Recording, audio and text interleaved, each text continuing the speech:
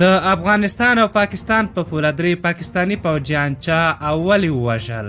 ګرانو لیدونکو السلام علیکم. د مطلب له شرکې د وړاندې چینل حتما سبسکرایب کړئ. د پاکستان پوځ ویلي د افغانستان سره په پوله وسلوال برید او نښته کې 3 پوځیان وژل شوي او 2 نور ژوبل شوي دي.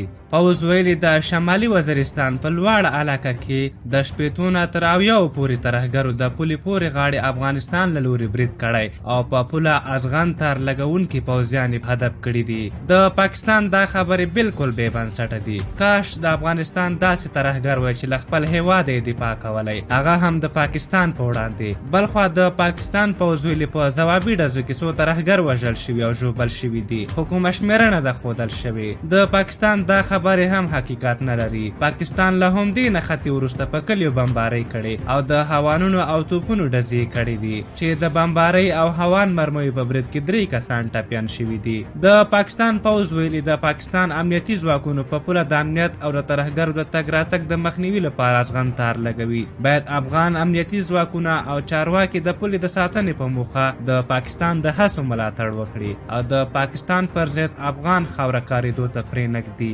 د پاکستان دې سپین سترګي او خبرو ته انسان حیران پاتې شي چې وایي افغانستان خاوره د پاکستان په ضد نه کارول کیږي. پاکستان فکر کوي چې لا هم د دوی په شیطانی او دروغو خلک باور کوي. پاکستان حکومت خپل عزت او حیثیت بایللی ده. د خپل عزت لاسته راوړلو لپاره اوس هر څه کوي. ان خپل خلک خپل پوځیان به هم وژني او افغانستان باندې به تور نه لګوي. دا و د افغانستان او پاکستان ترمنځ په پوله باندې نوی جنجال. که زموږ ویډیو مو خوښه شوې وي ضروري لایک کړئ، زموږ یوټیوب چینل سبسکرایب کړئ. تر بلې ویډیو مو په لویو بخښونکي خدای سپارم. د الله په امان.